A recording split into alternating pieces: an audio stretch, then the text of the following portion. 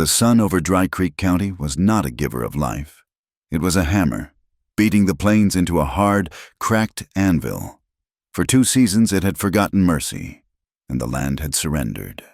The grass lay down in brittle, yellow waves, and the creek that gave the county its name was nothing more than a pale, winding scar of bleached stones. The wind did not cool. It was the breath of an open oven, carrying grit that scoured a man's face and settled in the back of his throat.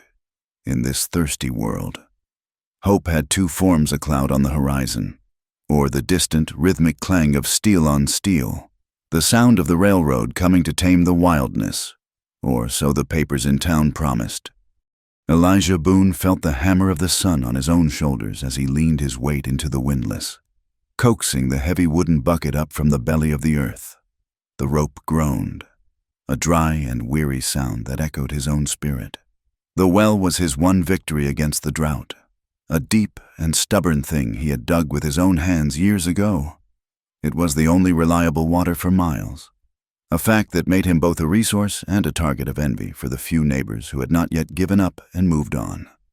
At 30-something, with lines of worry already carved deep around his eyes, Elijah was a solitary man in a land that did not reward solitude. He farmed dust and rock, and his only regular conversations were with the 2 mules that stared at him now with profound, bovine indifference. He knew what they said about him in the settlement of Dry Creek, a collection of tired wooden buildings 5 miles east. They called him strange for staying out here alone. They whispered about how the loss of his wife and son to the fever 3 years back had unmoored him. Some said he was too friendly with the silence, that he preferred the company of the wind to that of men. They did not understand that the silence was honest, which was more than could be said for the fearful chatter in the general store. The talk that always turned to the Comanche, to the townsfolk. The Comanche were ghosts, a faceless menace responsible for every missing steer, every shadow that moved too quickly at dusk. To Elijah, they were just people, trying to survive on this same unforgiving anvil of a land. People he had only ever seen from a great distance. He did not hate them. He did not know them. And in Dry Creek, not hating was the same as taking their side. The bucket cleared the lip of the well, heavy and sloshing with the dark, cool treasure. Water. It was life. It was memory. It was the one thing that had not been baked out of his world. He filled 2 larger pails for the cabin and the animals, the muscles in his back and arms screaming a familiar protest. The journey back to his small, defensible sod house was a short one. But under that sun, every step was a negotiation with gravity. He hoisted the pails, their wooden handles digging into his calloused palms, and began the slow walk across the cracked earth. That was when he saw it, a broken shape against the shimmering heat haze, a smudge of color that did not belong to the palette of brown and yellow. It lay near a cluster of sun-scorched mesquite, a place he knew offered no real shade. His first thought was a calf, strayed and succumbed to the heat, but it was too small, and the color was wrong. He set the water pails down, the thirst in his own throat suddenly acute.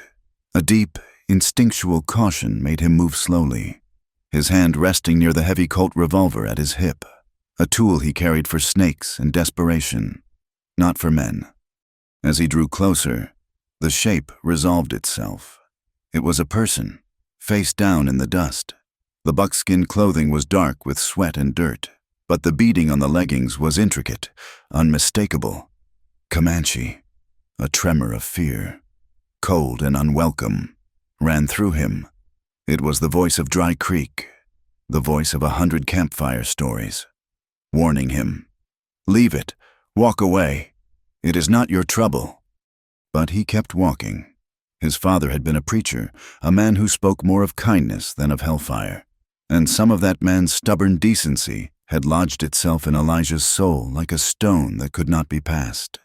As he got closer still, he saw the slight frame, the long, black braid unraveled in the dirt. It was a woman. He stopped a few feet away. "Ma'am," he called out, his voice rough from disuse. There was no response. He could see the signs of a desperate struggle, not with a person, but with the land itself. Her lips were cracked and swollen. Her skin stretched tight over her cheekbones. A leather water skin lay beside her, flat and wrinkled like a dead leaf. She had run herself to ruin. He nudged her shoulder gently with the toe of his boot. She moved with a startling swiftness, rolling over and pulling a knife from her belt in a single, fluid motion. The blade was pointed at his gut before he could even flinch back, but there was no strength behind the threat. Her arm trembled, and her eyes, though blazing with a warrior's fire, were hazed with exhaustion and pain. She was young, barely out of her teens, but her face was a mask of hard-won experience. He saw a shallow, bloody graze along her ribs, the torn fabric of her tunic dark and sticky. He raised his hands slowly, palms open, showing he meant no harm. "Easy now," he said, his voice low and calm. "I am not going to hurt you." She watched him, her breath coming in ragged, shallow gasps. Her eyes were fixed on his, trying to read his intent, to gauge the measure of the man who had found her. He could see the fight in them, the refusal to surrender, even at the edge of death. Elijah held her gaze. He saw the warrior, yes, but beneath it he saw something else, the simple, profound agony of a body starved of water. The prejudice and the fear he had been taught all his life seemed foolish in the face of that universal truth. She was not an enemy. She was a human being dying of thirst. His own conscience rose up and silenced the whispers of the town. This was not a question of sides. It was a question of decency. Slowly, without taking his eyes off hers, he backed away, returning to the pails of water he had left behind. He picked one up, the water sloshing against the sides, a sound more beautiful than any music. He walked back to her and set it on the ground, a few feet from her. He then retreated, giving her space, showing her it was an offering, not a trap. She watched the bucket, then looked back at him. Her dark eyes narrowed with suspicion. For a long moment, she did not move. It was a standoff between her pride and her body's screaming need. Finally, the need won. With a low groan, she pushed herself to a sitting position, her movement stiff with pain and exhaustion. She crawled to the pail, her eyes never leaving him, like a wolf approaching a carcass it did not trust. She dipped her hands into the water and brought them to her lips, drinking greedily at first, then forcing herself to slow down, to take small, measured sips. Elijah watched the transformation. The water seemed to pour life back into her. The tension in her shoulders eased. The desperate wildness in her eyes softened into a wary awareness. She drank for a long time, then used the water to splash her face and neck, washing away the layers of dust and grime. When she was done, she looked at him again. The fire was still there, but it was banked now, controlled. He reached into the leather pouch at his side and pulled out a small, cloth-wrapped parcel. It was his midday meal, a hunk of dry, dense cornbread. It was not much, but it was all he had with him.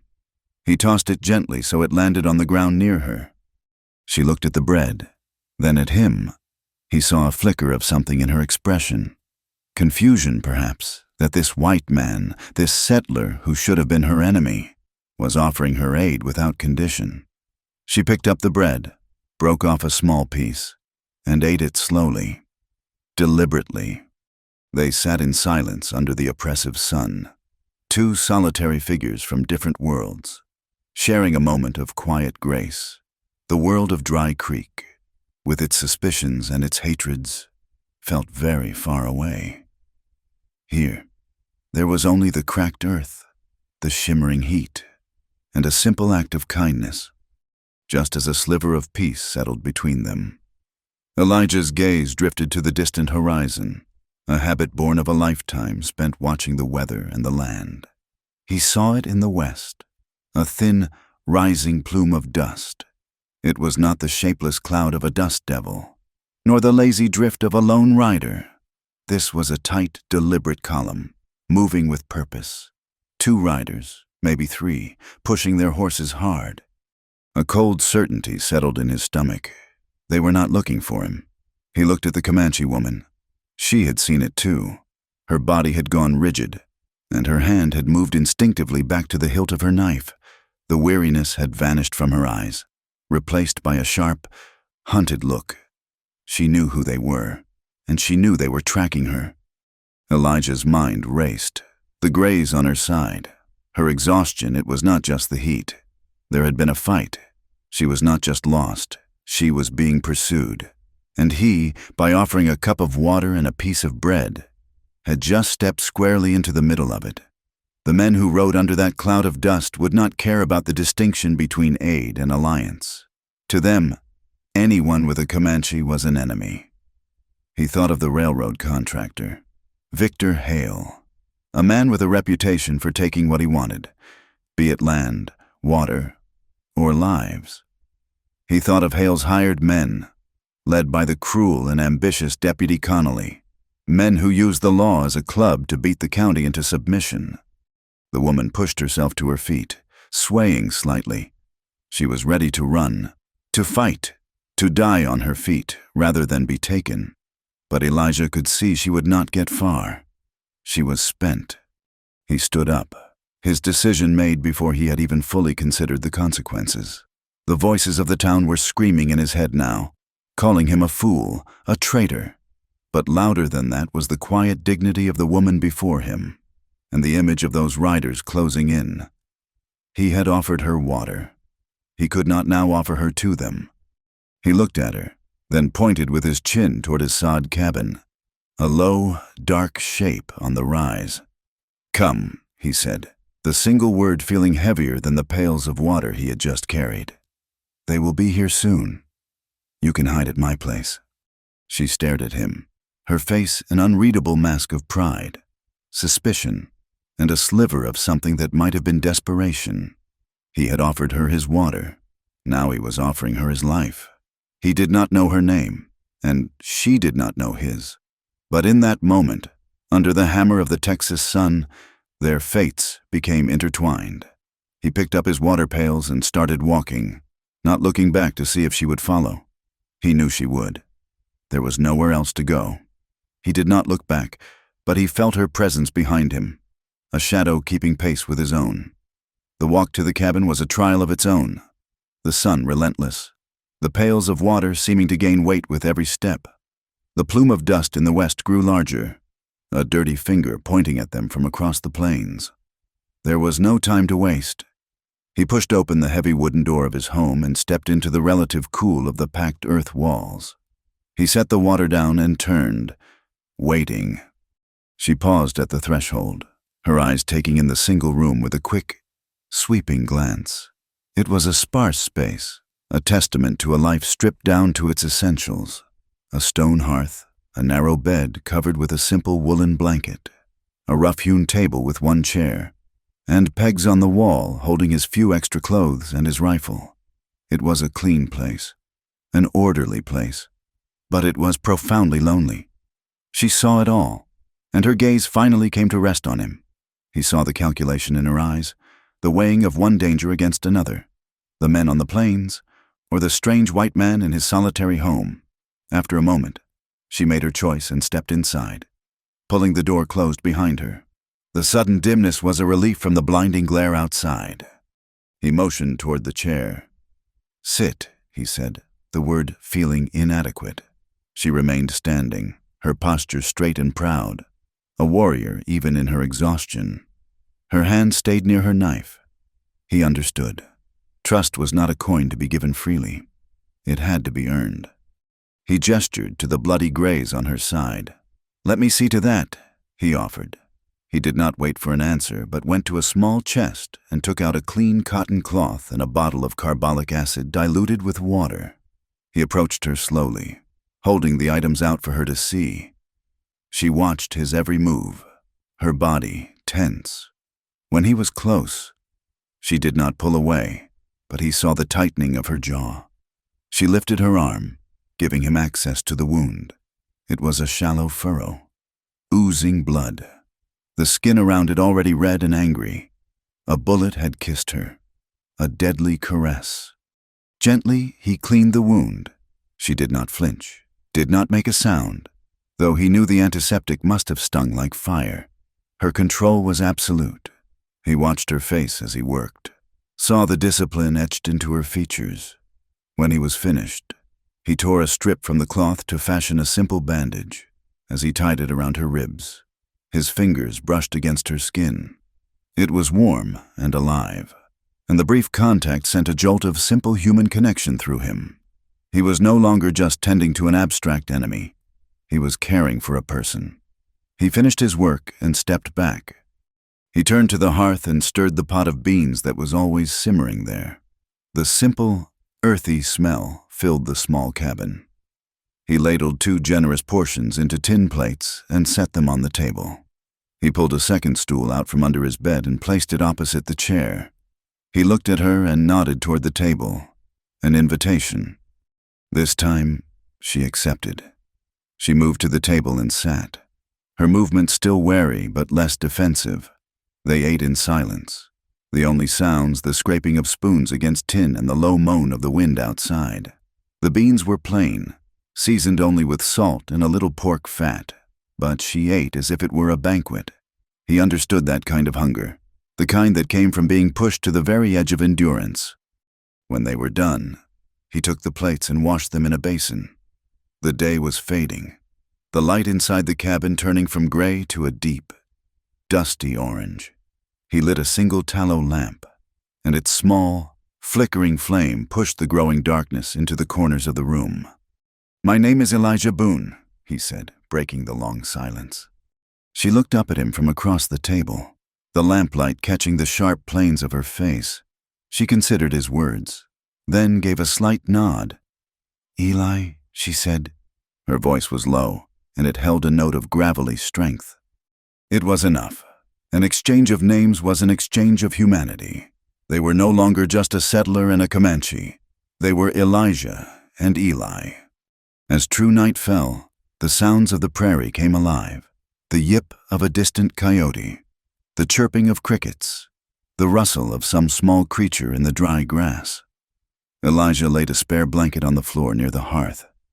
"You take the bed," he told her. She looked at the bed, then at the floor, and for the first time, he saw a flicker of something other than suspicion in her eyes. It might have been surprise. Without a word, she rose and went to the narrow cot, lying down on top of the blanket, her knife still in her hand, her face turned toward the door. Elijah settled onto the floor, his back against the wall, his revolver resting on his thigh. He did not expect to sleep. The hours passed in silence. The moon rose, its pale light filtering through the single small window. Elijah listened to the rhythm of Eli's breathing, slow and steady. She was resting, but he knew she was not truly asleep. They were both listening, waiting for the sound of shod horses, for the loud voices of angry men. The sound, when it came, was not what he expected. It was not the sharp clatter of iron horseshoes on rock. It was a soft, rhythmic drumming, a sound that seemed to come from the earth itself. It grew steadily, 100 heartbeats in unison, the sound of many horses moving as one, their unshod hooves making a muffled thunder on the hard-packed ground. Elijah was on his feet in an instant, his heart hammering against his ribs. He moved to the small peephole he had drilled in the door, a precaution against thieves and other night visitors. His blood ran cold. The moonlight illuminated the scene outside. His cabin was surrounded. Silhouettes on horseback, dozens of them, formed a silent, menacing circle. He could see the stark outlines of lances against the sky, the curves of bows. Comanche! A wave of despair washed over him. They had found her, and they had found him with her. In their eyes, he would be a kidnapper, a captor. His act of kindness was a death sentence, signed and delivered. He turned from the door, his hand gripping the cold steel of his revolver. There were too many. A fight would be suicide, but he would not die on his knees. He saw that Eli was sitting up on the bed, her face calm, her eyes alert. She had heard them too. She saw the revolver in his hand, saw the grim set of his jaw, and understood his intent. She shook her head, a small, sharp movement. She put a finger to her lips, counseling silence, and then she rose from the bed. She moved to the door, her steps silent. For a moment, she paused and looked back at him. It was a look that conveyed a world of meaning. It said, "Stay here." It said, "Trust me." Then she lifted the heavy bar from the door, pulled it open, and stepped out into the moonlight. Elijah rushed to the peephole. His breath caught in his throat. He watched as she walked a few paces from the cabin and stood alone, a slight figure facing the ring of armed warriors. A man dismounted and approached her. He was tall and broad, his presence radiating an aura of absolute authority. A chief. He and Eli spoke, their voices too low for Elijah to hear the words. But he could read the language of the encounter. Her tone was not pleading. It was firm, measured, explanatory. She gestured back toward the cabin, toward him. She was speaking for him, telling them what had happened. The chief listened, his face impassive. When she was finished, a tense silence fell over the clearing. The circle of warriors remained motionless, their weapons held ready.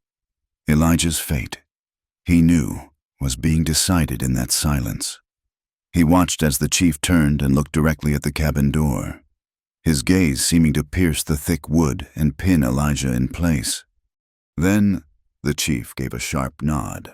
All around the circle, the lances were lowered, the bows were eased, the ring of death had become a gathering of men. The crushing weight on Elijah's chest lifted, and he let out a breath he did not realize he had been holding. The chief walked toward the cabin. Elijah's hand tightened on his revolver again, a reflexive act of fear. Eli saw it from the corner of her eye and gave another subtle shake of her head. He forced his hand to relax. The chief stopped before the open doorway and looked in at Elijah.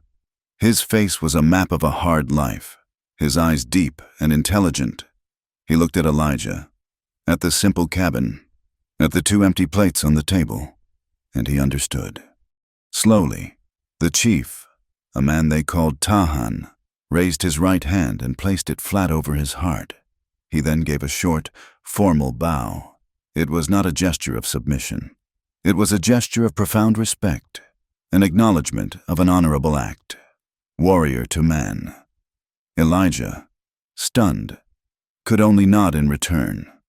Tahan held his gaze for a second longer, then turned, mounted his horse, and with a quiet command, led his men away.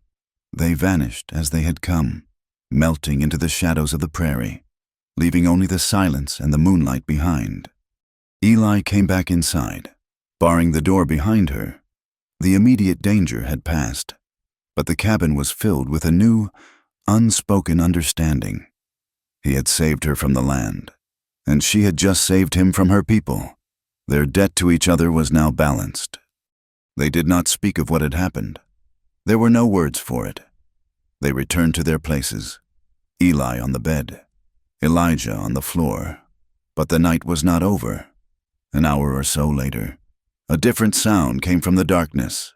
The sound of shod horses, the jingle of spurs, the loud, careless voices of men who believed the night belonged to them. Elijah looked through the peephole again. 3 riders. He recognized the slouching figure of Deputy Connolly in the lead. They reined in their horses 100 yards from the cabin, near the well. One of them dismounted with a lantern. Elijah watched as the small pool of light moved over the ground, illuminating the story of the day for anyone who could read it. They would see Eli's stumbling tracks, his own boot prints leading to the well and back to the cabin. And they would see more. They would see the fresh prints of dozens of unshod ponies, a clear sign of a Comanche war party. Connolly's laughter carried on the night air, a harsh and ugly sound. He would see this not as it was, but as he wanted it to be. He would see a white man colluding with the enemy. He would ride back to Dry Creek with a story to tell, a story of treason that would spread through the town like a prairie fire. The riders mounted up and galloped away, their job done. Inside the cabin, Elijah looked over at Eli. She was watching him, her expression grim. They both understood. They had survived the night, but they had only traded one kind of siege for another. The circle of lances had been replaced by a circle of whispers, and they were standing right in the middle of it. The new day brought no relief. The sun rose into a sky the color of pale ash, promising only a continuation of the previous day's punishment. Inside the cabin, a silent understanding had taken root. They were bound together now, not by choice, but by a confluence of circumstance and enemies. Elijah watched Eli as she moved about the small space. She was like a tightly coiled spring, her energy contained but palpable. She had cleaned and redressed her wound, her movements economical and precise. She checked the edge of her knife with her thumb, examined the fletching on the few arrows she carried in a small quiver. She was a warrior preparing for the next battle. He knew he could not stay barricaded in his home forever. He was low on flour and salt, and his mules needed better feed than the scorched pasture could offer. To stay was to starve. To go to town was to walk into the jaws of the rumors Connolly was surely spreading. He looked at Eli. Her presence was both a danger and, he was beginning to realize, a strange comfort. He was no longer entirely alone in his fight. "I have to go to town," he said, "for supplies." She stopped her work and looked at him. Her gaze was steady, unblinking. She did not ask questions or offer protests. She simply gave a short, sharp nod. She understood the necessity. "Stay here," he said, "out of sight." It was a foolish thing to say. She was more skilled at staying hidden than he could ever be. She did not bother to reply. The 5-mile ride to Dry Creek felt like crossing into another country.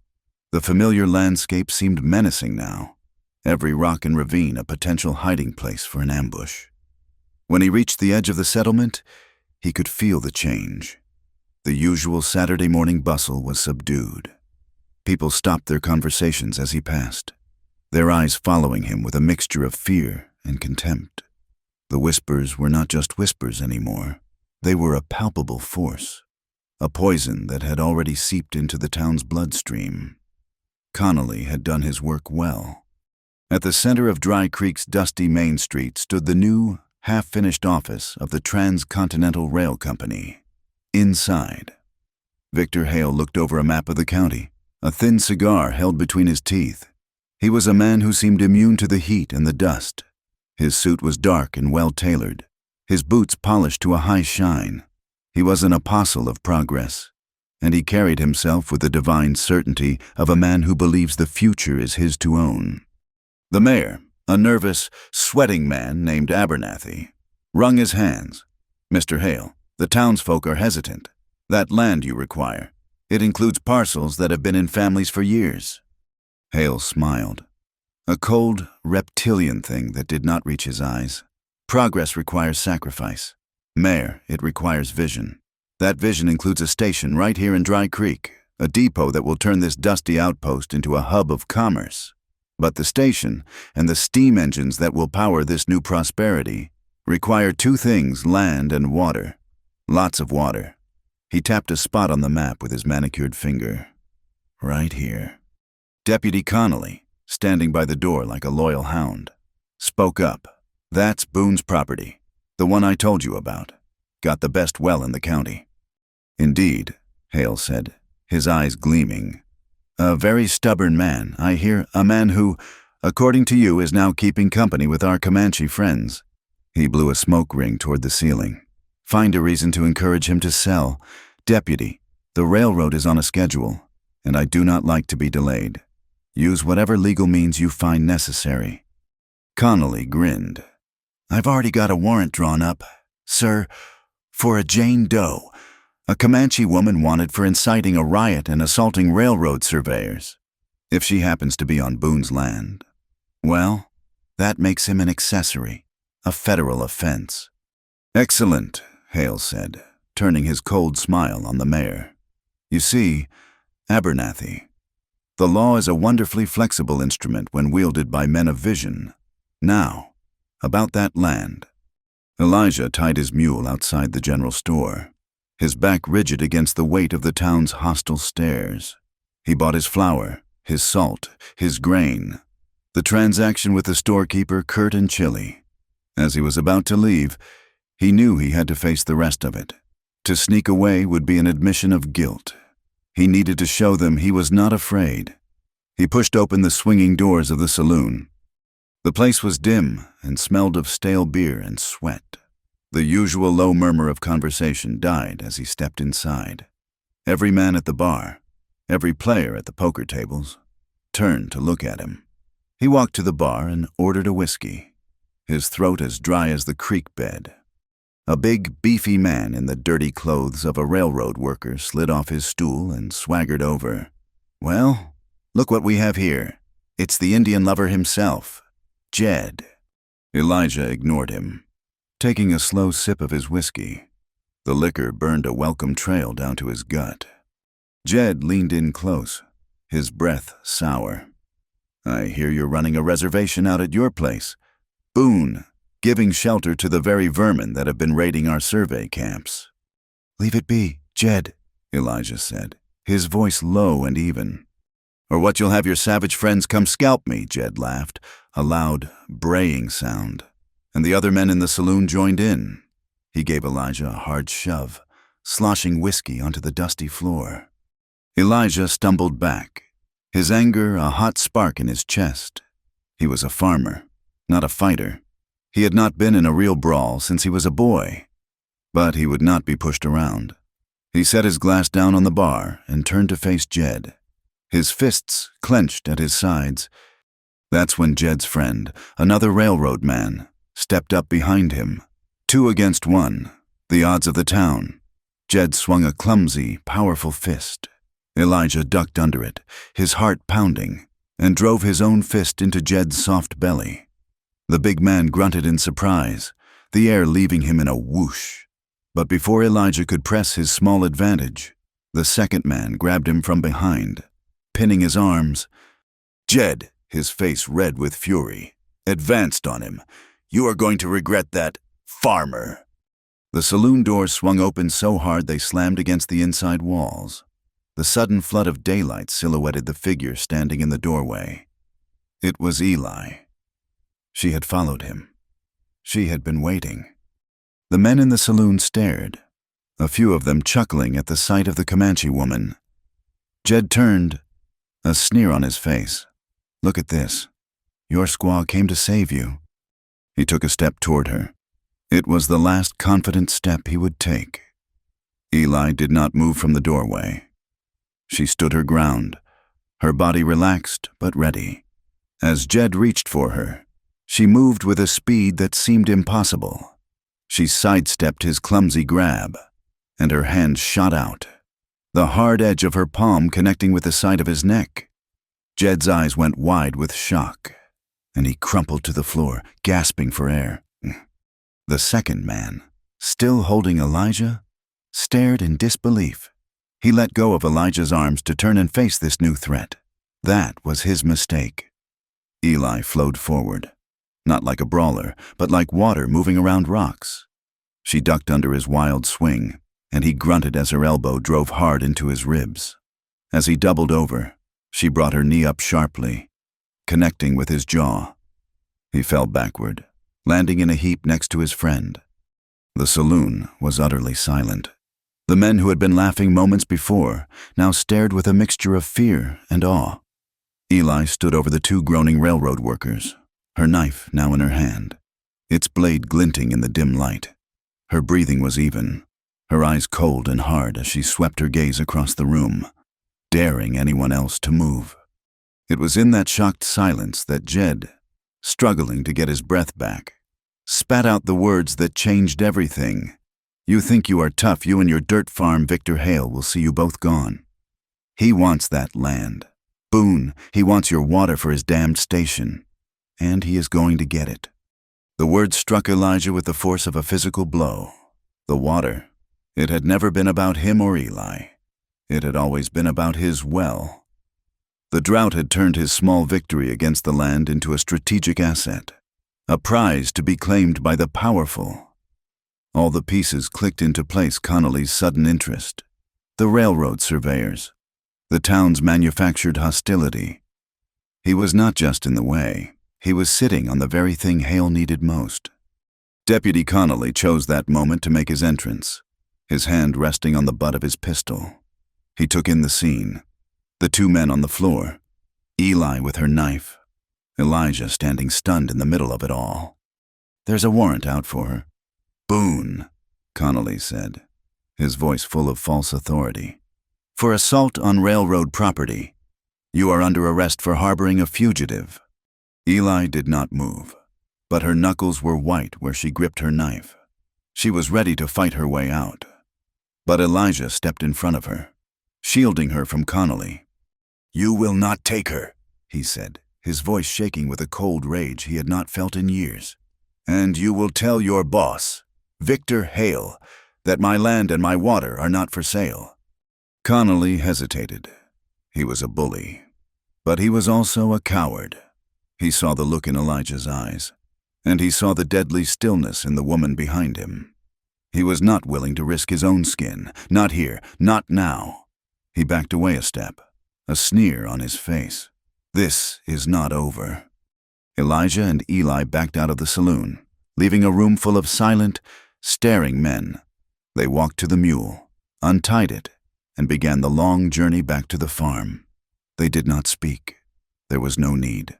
The battle lines had been drawn. Back in the cabin, Elijah paced the small room like a caged animal. The fight had changed him. The revelation about the well had changed everything. He was no longer just a man caught in someone else's trouble. This was his fight now. His home, his water, his life. He looked at Eli, who was watching him with an intensity that matched his own. A new respect had been forged between them in the heat of the saloon, an unspoken admiration for each other's strengths, and with it came something else, a deeper connection, an attraction that was as undeniable and as dangerous as the enemies gathering against them. They were no longer a farmer and a warrior. They were allies, and in the vast, thirsty landscape of Dry Creek County, they were all each other had. Knowledge without action was a heavy, useless stone. Elijah felt its weight in his gut as he stared out the cabin door at the unforgiving land.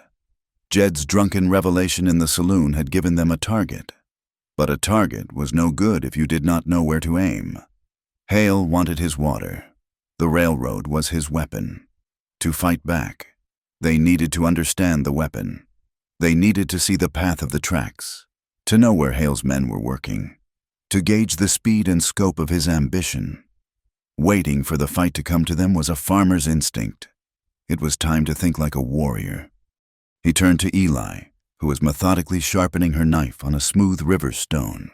He watched the rhythmic scrape, a sound of focused preparation. "We need to see where they are laying the line," he said. "Follow the survey stakes. See how close they are to the aquifer that feeds my well." Eli did not look up from her work, but the motion of her hand paused for a single beat. "It is open country," she said, her voice flat, easy to be seen. He knew she was right. "But we cannot stay here, waiting for Connolly to come with more men and a better reason. Information is the only high ground we have." She tested the blade against her thumb, then wiped it clean on a piece of buckskin. She looked up, and her eyes held a new light, one of mutual purpose. "We leave before sunrise," she said. It was not a question. They moved in the pre-dawn gray, two ghosts slipping through a landscape of shadows. Elijah led his sturdiest mule, packed with 2 days' worth of water and food. Eli moved ahead of him on foot, her steps silent, her body seeming to blend into the scrub and rock.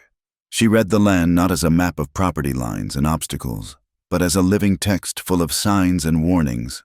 She saw the bent grass that marked the recent passing of a coyote, the disturbed pebbles that spoke of a shod horse. She was his guide and his protector, and he followed her lead without question. By mid-morning, they found the first survey stakes, jarring strips of red cloth tied to wooden laths, a brazen scar across the face of the prairie. The stakes marched in a dead straight line, a testament to the railroad's arrogant disregard for the natural contours of the world. They followed the line west, keeping to the low ground, using the sparse cover of mesquite and the undulations of the terrain to stay hidden. The sun climbed, resuming its daily assault. The heat was a physical presence, shimmering in the air, making the distant horizon dance and waver. The wind began to pick up, a low moan at first, then a steady, insistent howl. It carried not coolness, but a fine, stinging dust that got into their eyes and the back of their throats. Elijah pulled his bandana up over his nose and mouth. He watched Eli. The wind did not seem to bother her. It was simply another part of the world she knew how to navigate. She stopped suddenly, dropping to one knee behind a cluster of yucca. She held up a hand, and he froze, pulling the mule to a halt. He followed her gaze, ahead, where the line of stakes crested a low rise. He saw them, a crew of a half-dozen men, their shapes distorted by the heat haze and the blowing dust. They were laying ties, their movements rhythmic and mechanical, the clang of their hammers a faint, metallic heartbeat carried on the wind. "Hale's men, he breathed." Eli nodded, her eyes narrowed. She pointed to the north, away from the work crew. 2 riders on a ridge. She said, "Sentries." They were caught. To go forward was to be seen. To go back was to retreat across open ground. And the wind was growing stronger. The sky to the west turning a sickly, bruised yellow. A sandstorm was coming, a churning wall of earth being torn from the plains and thrown into the sky. "We need cover," Elijah said, his voice tight. Eli scanned the terrain, her gaze sweeping back and forth. "There," she said, pointing to a jagged formation of rocks a quarter-mile away. A small outcropping that looked like a row of broken teeth. It was their only chance. The storm hit them before they had gone 100 yards. It was not a gradual event. It was a sudden, violent immersion. The world vanished, replaced by a screaming, blinding chaos of sand and wind. The sun was blotted out. Visibility dropped to less than 10 feet. The sand scoured their exposed skin. 1,000,000 tiny needles driven by the gale. The mule panicked, braying in terror, and Elijah had to fight to keep his grip on its lead rope. "Follow me," Eli shouted, her voice nearly lost in the roar. She grabbed his arm, her grip surprisingly strong, and pulled him forward. She was navigating by instinct now, her internal compass true even in the heart of the maelstrom. They stumbled on, heads down, leaning into the wind. 2 small, fragile beings against the full fury of the plains. The first shot was a flat, muffled crack, almost indistinguishable from the sound of the wind whipping past his ears. But Eli felt it. He saw her stumble, heard her sharp intake of breath. The second shot was closer. The whine of the bullet, a vicious hornet's buzz past his head. The sentries. They had seen them just before the storm hit, and they were firing blind into the chaos, hoping to get lucky. They reached the rocks, scrambling into a narrow crevice between 2 large boulders. It was barely a cave, just a deep enough hollow to offer them respite from the direct assault of the wind. The mule huddled at the entrance, its sides heaving.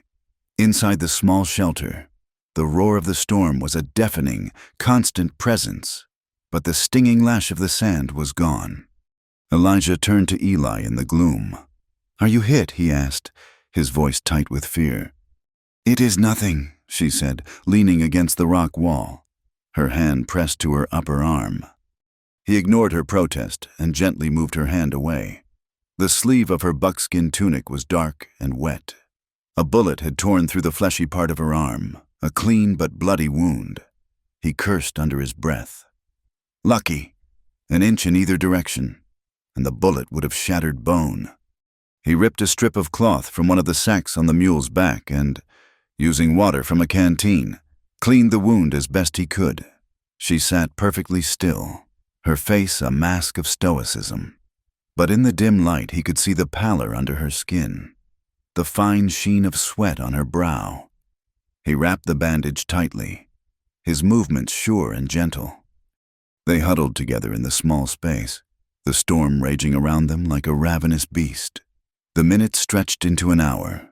Then, too, there was nothing to do but wait it out, trapped in an intimacy born of shared danger. The silence between them was not empty. It was filled with the unspoken events of the past few days, with the fight in the saloon, with the long ride, with the shared fear of the ambush.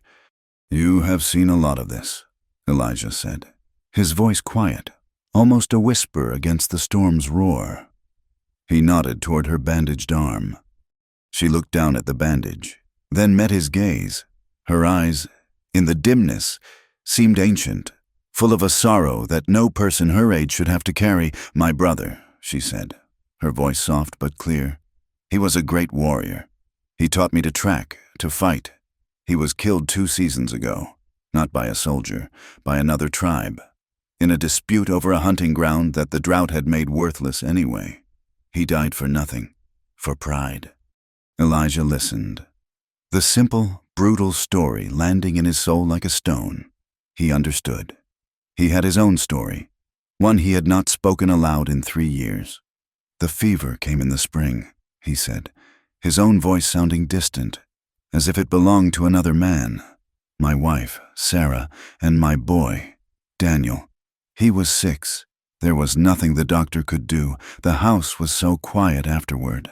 I thought the silence would kill me too." He stopped. The memories a raw, open wound. Eli did not offer empty words of comfort. She simply watched him, her eyes filled with a deep, knowing empathy.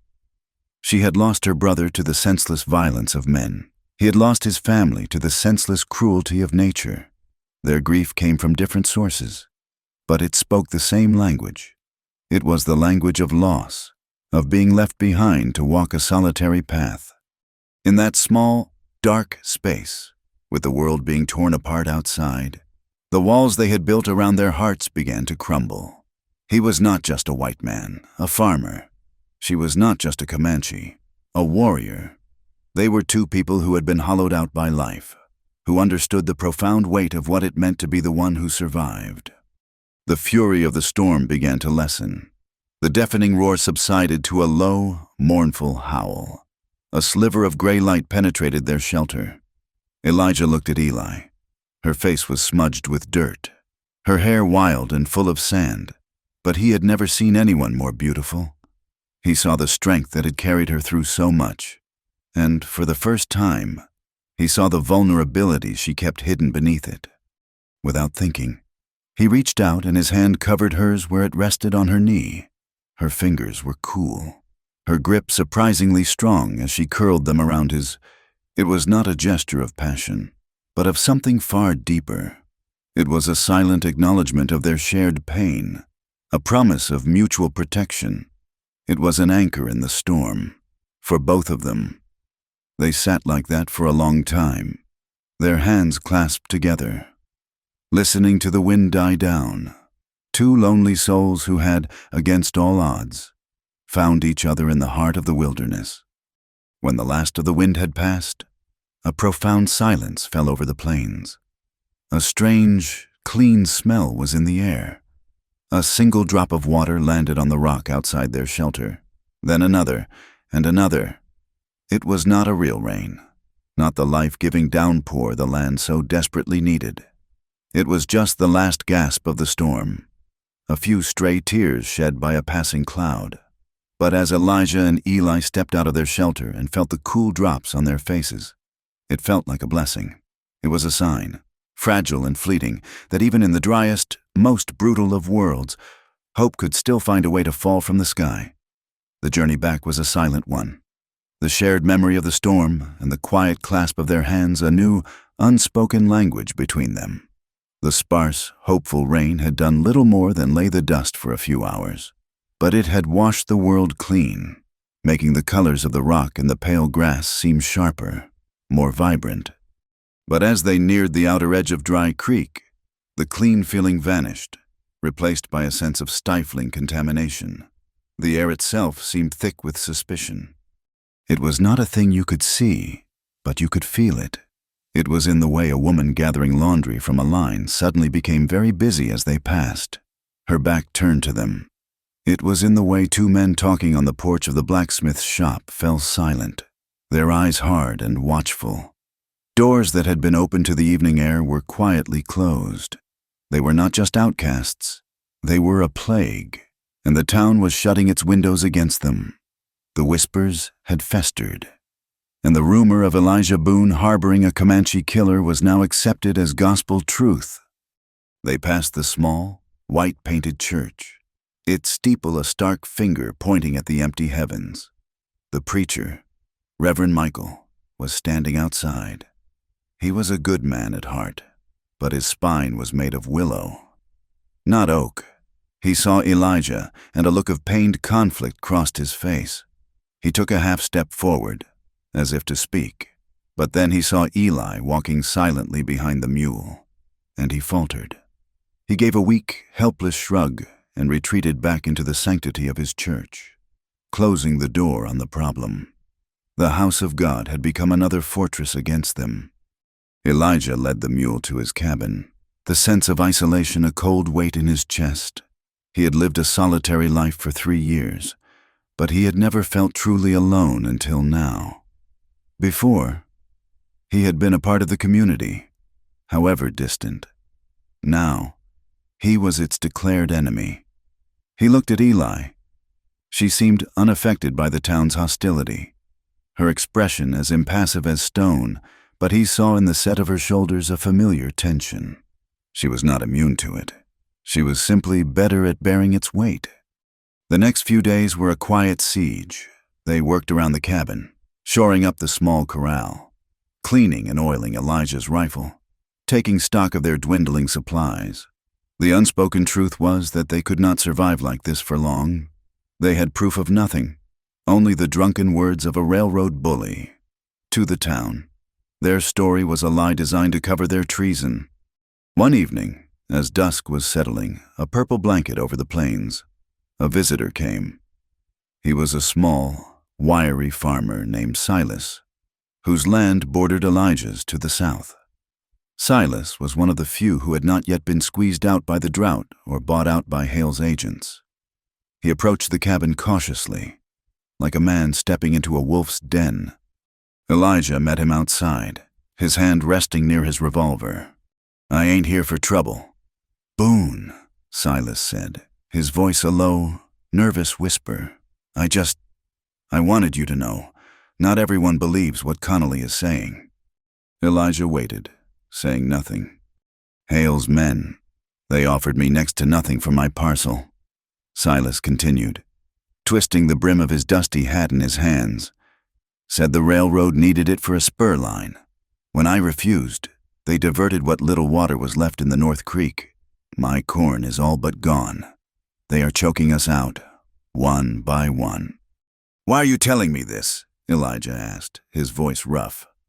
"Because you fought back. In the saloon, no one has ever stood up to those men." Silas looked past Elijah to where Eli was standing in the shadows of the doorway. He flinched slightly, but then he straightened his shoulders. "My wife, she says what you did, giving that woman water. It was a Christian thing to do." He reached into his pocket. "It ain't much, but I brought you some smoked bacon. You will need your strength." He pushed the cloth-wrapped parcel into Elijah's hands and then scurried away into the twilight before Elijah could thank him. The small act of kindness was a crack of light in the suffocating darkness. They were not entirely alone. The next day, Elijah knew he had to go back into town. He needed to buy grain for the mule. And more than that, he needed to find a way to break the siege. He told Eli he was going alone. She did not argue, but as he rode away, he knew her eyes were on his back. He avoided the main street this time, circling around to the less traveled lane that ran behind the buildings. His destination was the boarding house run by May Sullivan.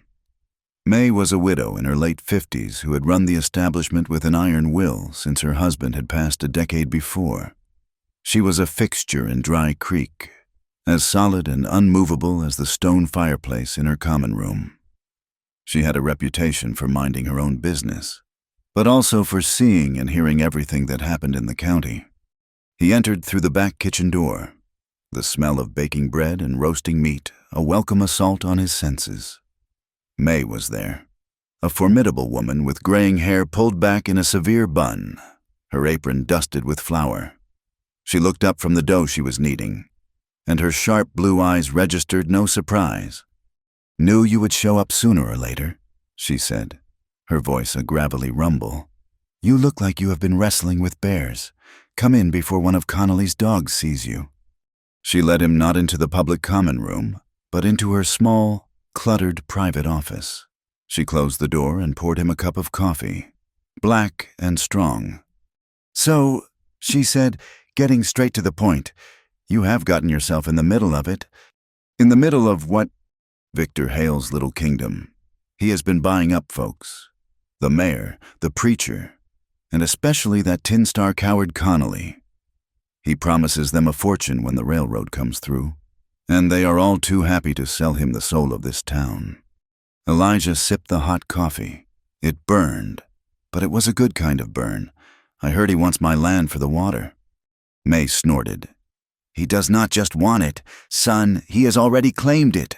I had one of his surveyors staying here last month, a young man, full of whiskey and self-importance. He was bragging about how they had it all figured out. Said the main aquifer runs right under your well and nowhere else. Convenient, is not it?" "It is not true," Elijah said. "The vein runs south, under Silas's land and 2 other parcels. My father dug that well. He knew the water tables better than any man." "Of course it is not true, but truth does not matter much when a man like Hale is writing the story." She leaned forward, her expression serious. "Be careful.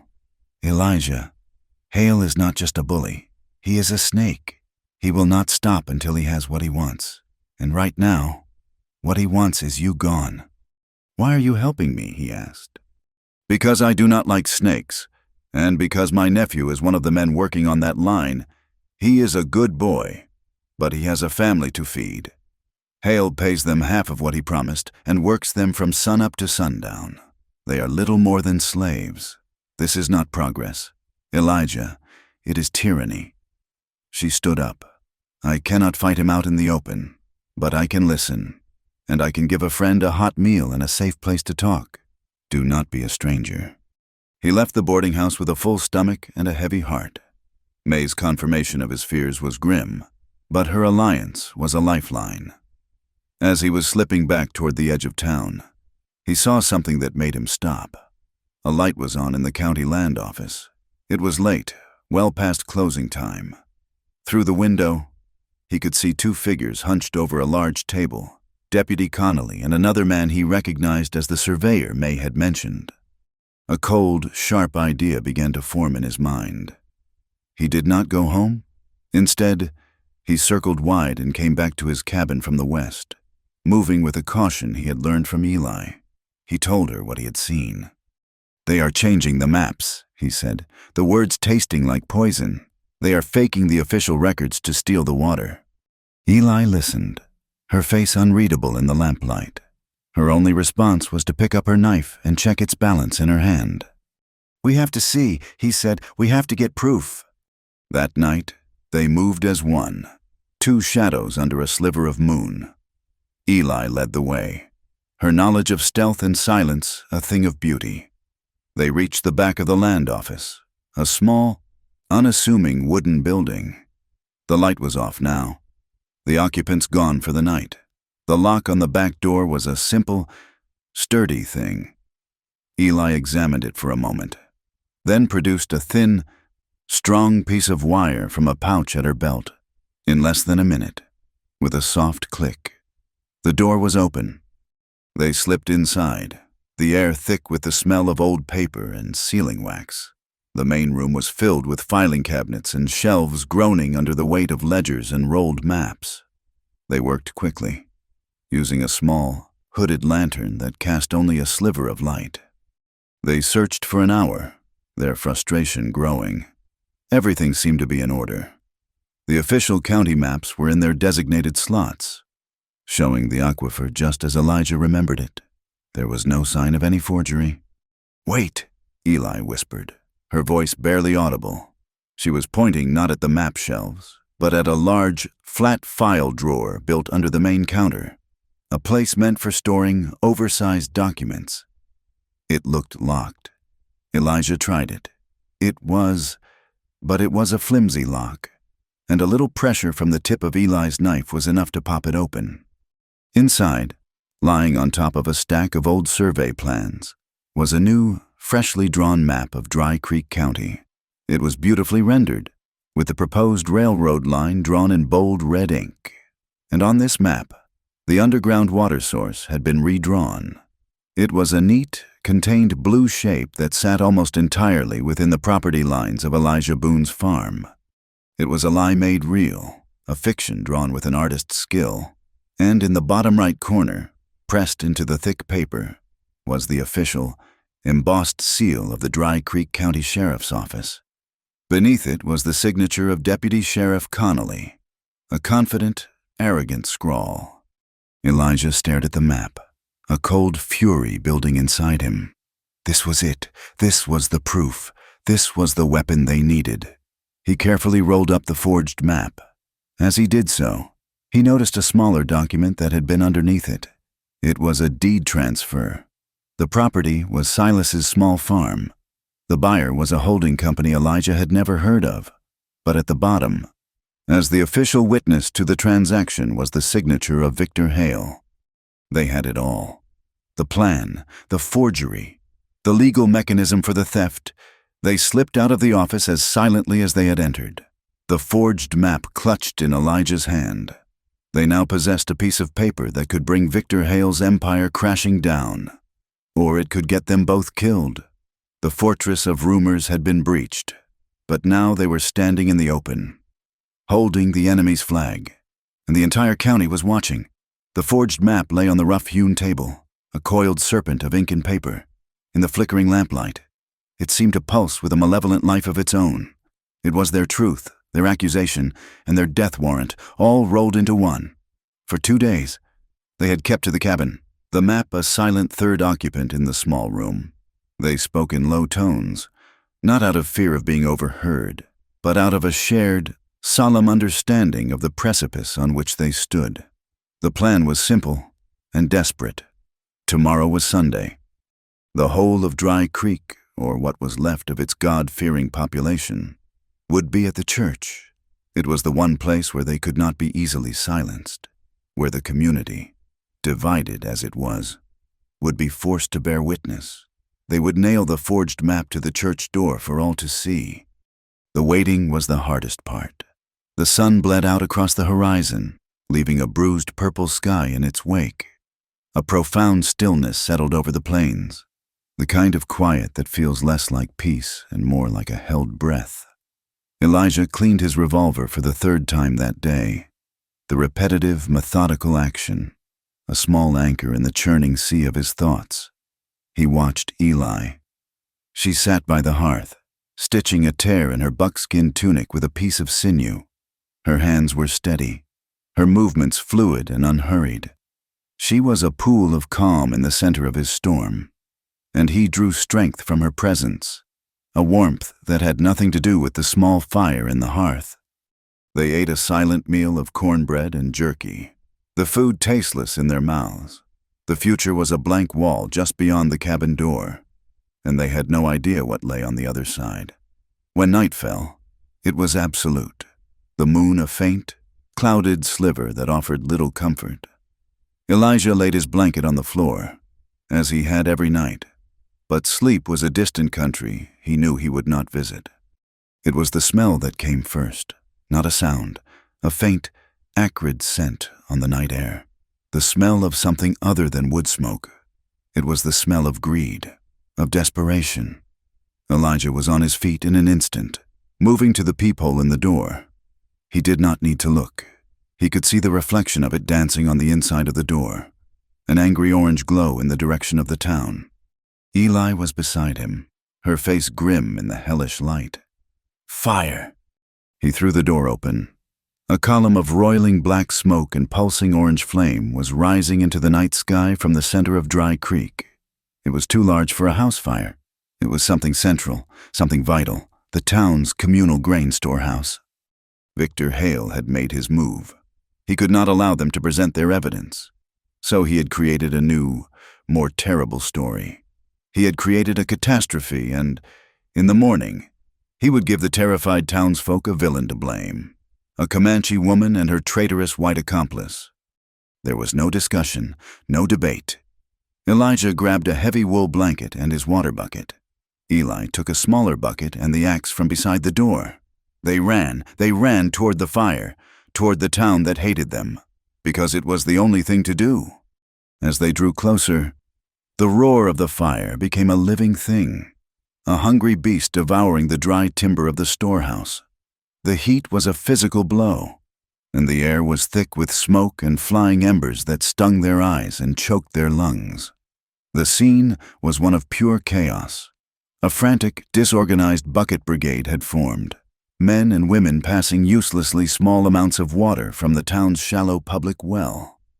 Panicked shouts mingled with the crackle and crash of burning wood. Then, a woman's scream cut through the din, a sound of pure terror. It came not from the storehouse itself, but from the small miller's house attached to it. The Hendersons. Elijah knew them. A quiet man, his wife, and their 2 small children. The fire had spread to their home, and the roof of their front porch was a curtain of flame, blocking the only exit. Without a second thought, Elijah soaked his blanket in a water trough and threw it over his head. "I'm going in," he shouted to the stunned men nearest him. Eli was right beside him, her face set, her eyes burning with an intensity that matched the flames. She grabbed another wet blanket. They plunged through the wall of fire, the heat a searing, unbearable agony for a few brief seconds. They landed in the smoke-filled front room of the small house. It was like being in a black, suffocating fog. They could hear coughing and the terrified cries of a child from the back. Eli, her senses sharper, her movements more certain in the chaos, moved low to the ground, under the worst of the smoke. Elijah followed, his eyes streaming, his lungs on fire. They found the family huddled in the back bedroom, the fire eating its way through the wall. Henderson was trying to break the small window's frame with a chair, his efforts clumsy with panic. His wife was trying to shield their 2 children, a boy of about 5 and an infant girl. "Through here," Eli shouted, her voice sharp and commanding. She used the axe not on the window, but on the interior wall, the one that led back toward the less engulfed side of the house. The dry lath and plaster gave way under her powerful, focused blows. Elijah helped Henderson get his wife and the infant through the hole Eli had created. He then turned back for the boy, who was frozen with terror. "Come on, son," he said, his voice gentle despite the urgency. "Let's get you out of here." He scooped the boy into his arms. As he turned to follow the others, a great groaning sound came from above, a massive, burning roof beam. Its support eaten away by the flames, crashed down, blocking their path back to the hole. They were trapped. Panic seized him for a moment, a cold, sharp dread.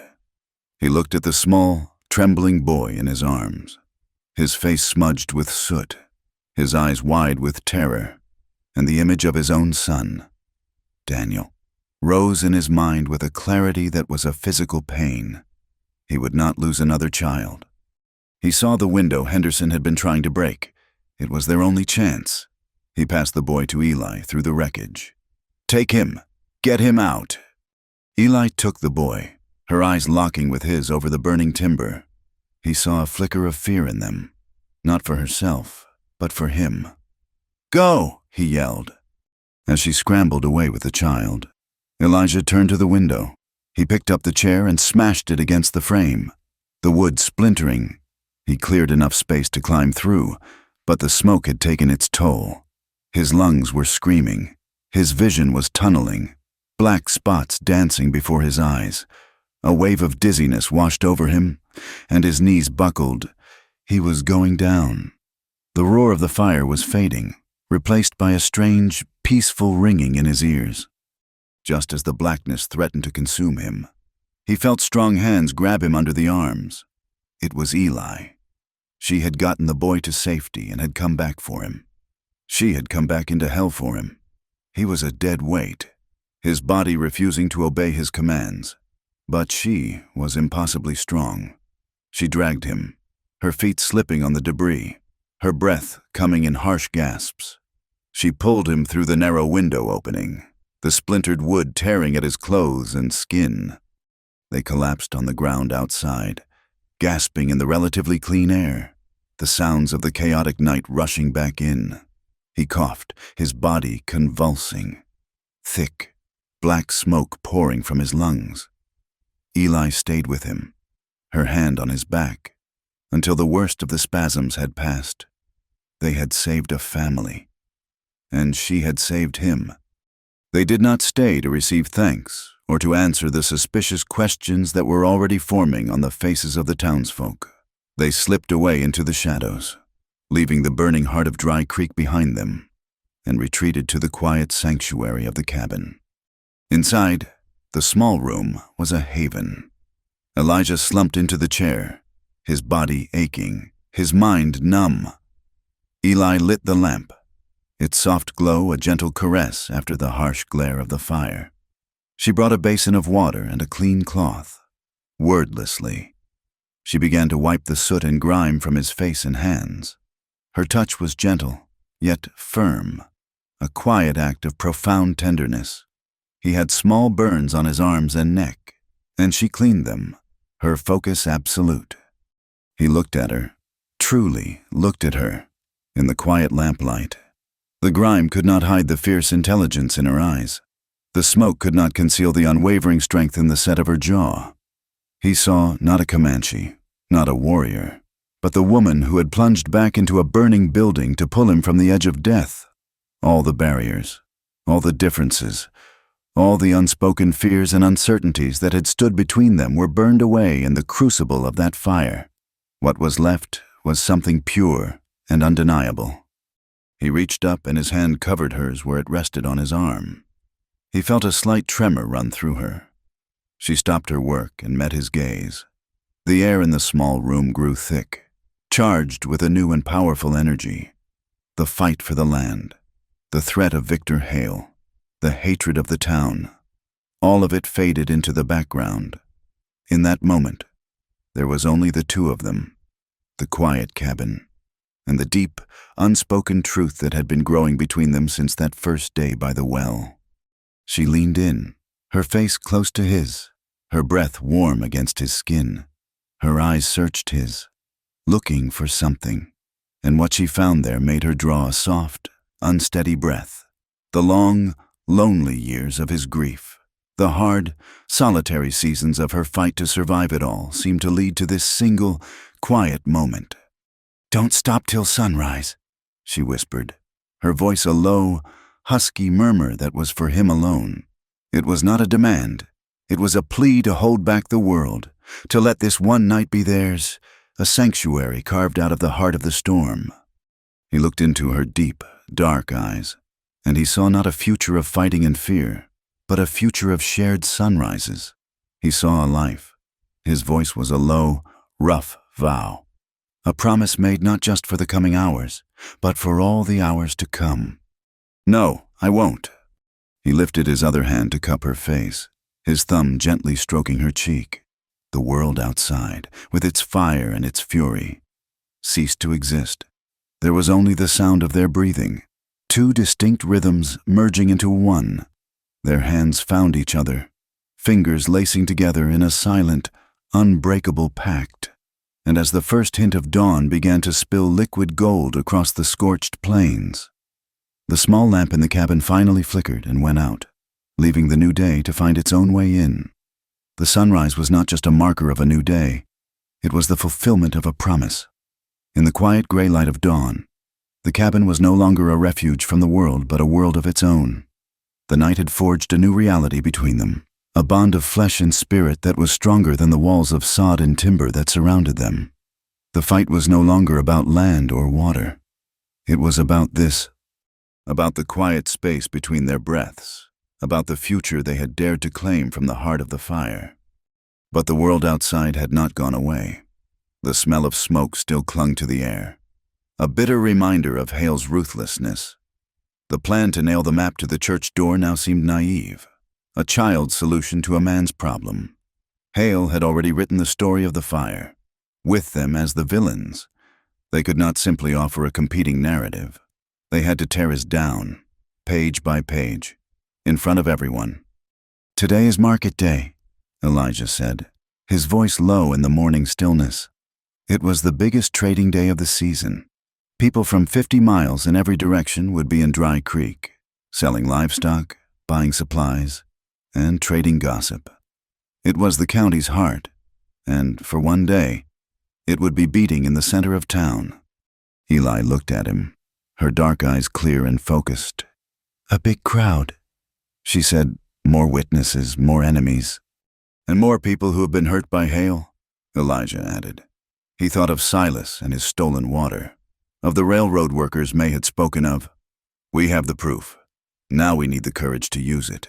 He rolled up the forged map and tucked it securely inside his shirt. "I need to see May Sullivan. Alone. You wait here. This time—" There was a new meaning to his words. It was not a command to a stranger, but a plea to the person he held most dear. "Be safe." She understood. She simply nodded, her hand briefly touching his arm, a silent transfer of strength. The town was a hive of activity, a stark contrast to the suspicious silence of the previous days. The main square was filled with wagons, livestock pens, and makeshift stalls. The air buzzed with the sounds of commerce and conversation. The fire was the main topic of every discussion. Elijah moved through the crowd, keeping his head down, his hat pulled low. He heard the snippets of talk, the fear, the anger. He heard his own name, spoken like a curse. He heard the word Comanche, spat like venom. Connolly and Hale had planted their seeds of hate, and they were sprouting in the fertile ground of the town's fear. He slipped into the back of May's boarding house. The kitchen was a whirlwind of activity, but May saw him immediately and steered him into her office. "You are a fool for coming here today," she said, her voice sharp with worry, though her eyes were warm. "The whole town is a tinderbox, and you are carrying the match." "That is the idea," Elijah said. He told her his plan, to confront Hale in the open, in front of the whole county. May listened, her tough facade cracking with a reluctant admiration. "You have got more sand than I gave you credit for, Elijah Boone, but you cannot do it alone. Hale will have a dozen armed men with him. They will shoot you down before you can say a word." She paused, tapping her finger on her desk. "But you are not entirely alone. Henderson, the miller you pulled from the fire, he has been telling anyone who will listen who the real heroes of that night were. And Silas is here, and my nephew, Ben, he is a good boy, but he is terrified of Hale." She looked Elijah square in the eye. "You will get one chance at this. You make it count." By midday, the sun was high and hot, beating down on the crowded square. Victor Hale stood on a hastily erected platform in front of the charred remains of the grain storehouse. He was dressed in his immaculate black suit, a somber vulture presiding over the wreckage he had created. Deputy Connolly stood beside him, his hand on his gun, his face a mask of self-important authority. "My friends," Hale began, his voice smooth and commanding, silencing the crowd. "You have suffered a terrible blow. Cowardly saboteurs, enemies of progress, have struck at the very heart of our community."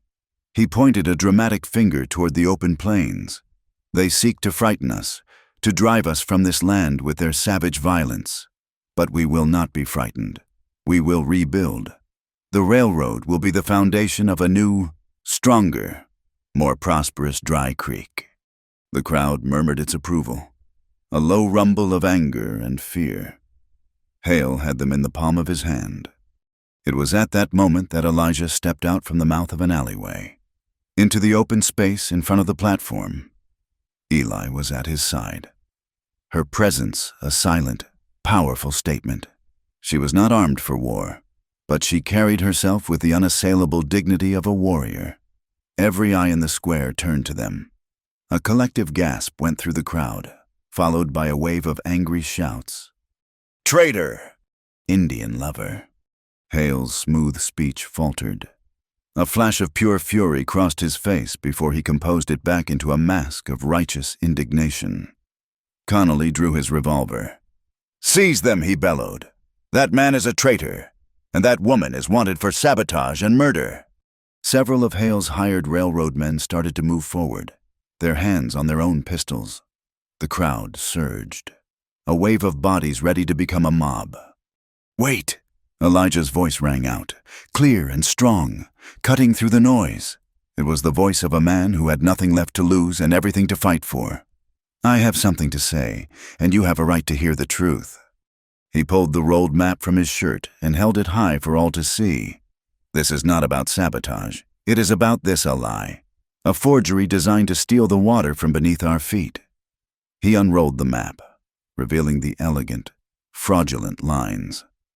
"This map is a contract of theft, signed by Deputy Connolly and sealed with the authority of his office."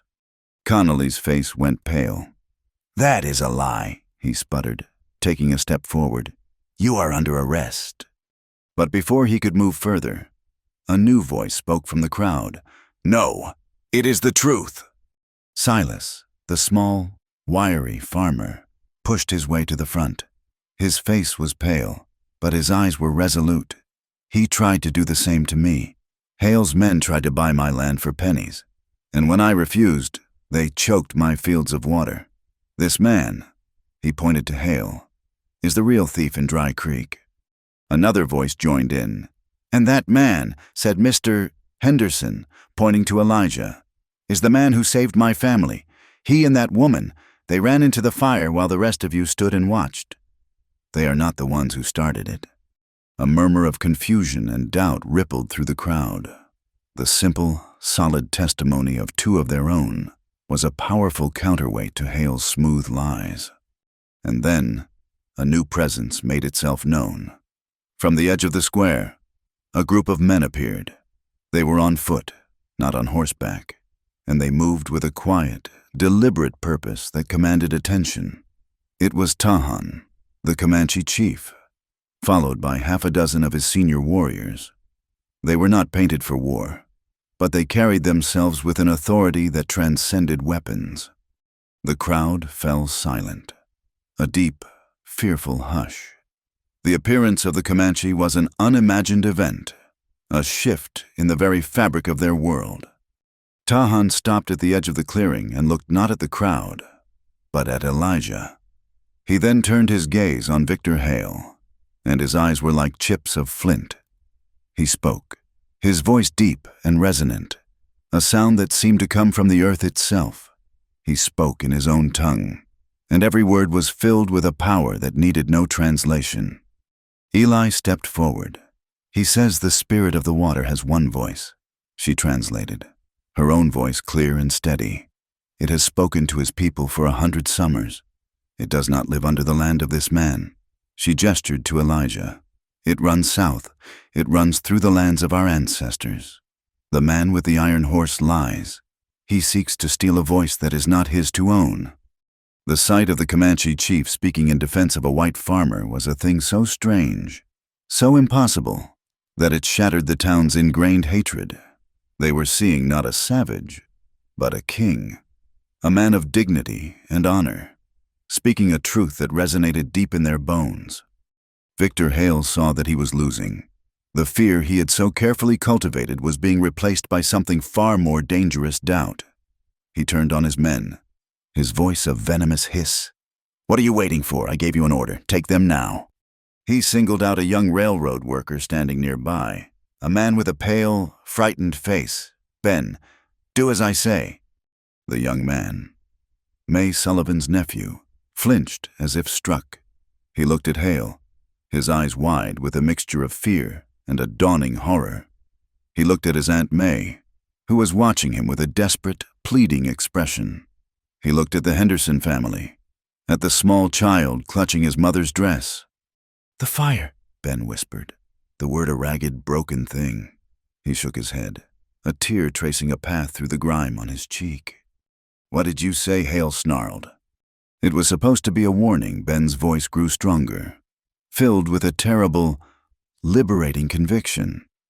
"Just a small fire," he said, "to scare people, to make them blame the Comanche, but it got out of control."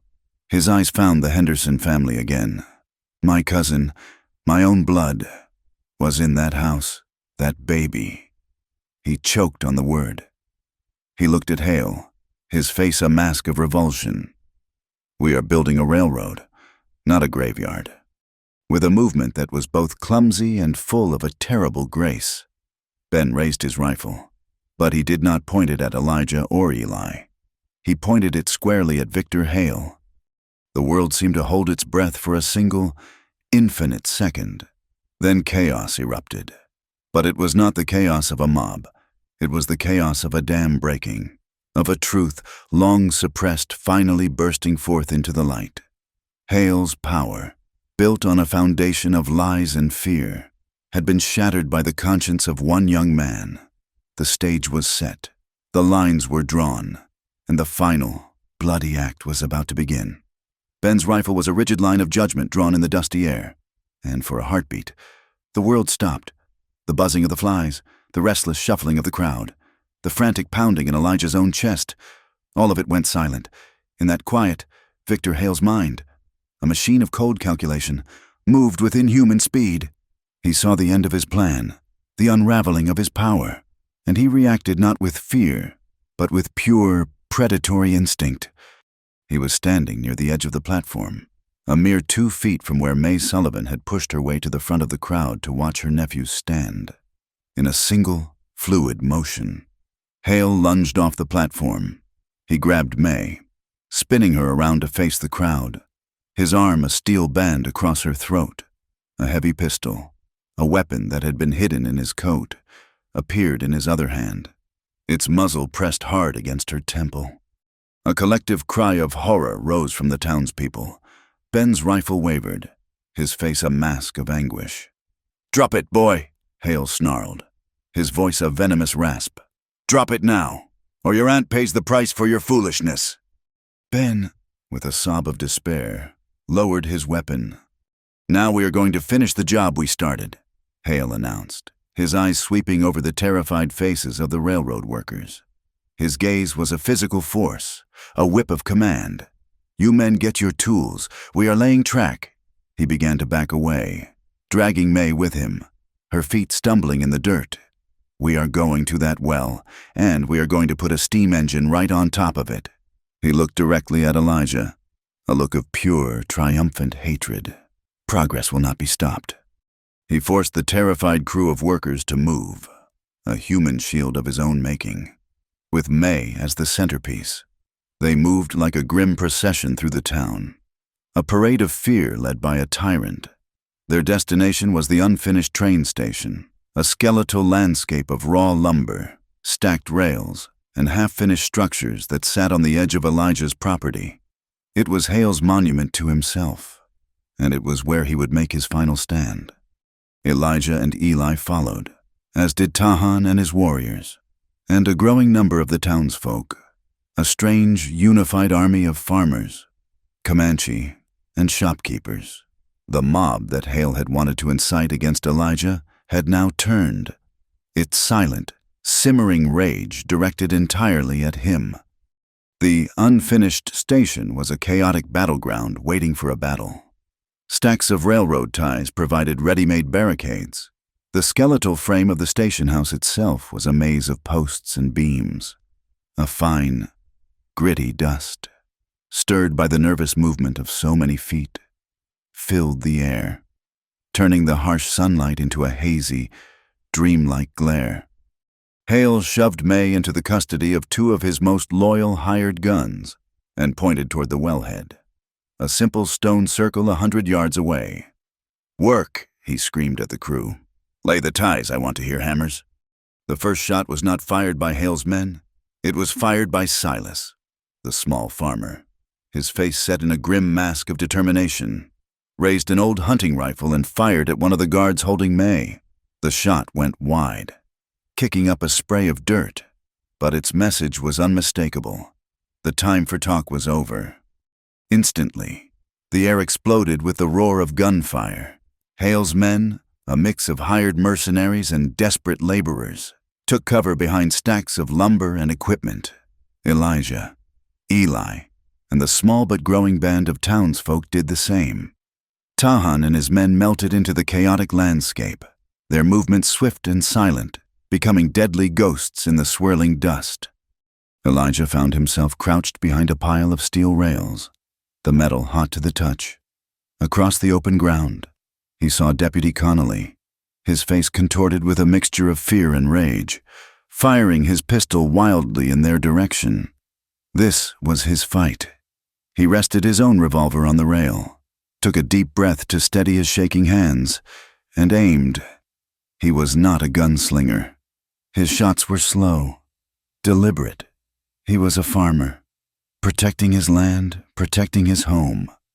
"Come on," Boone Connolly taunted, his voice thin and reedy over the gunfire.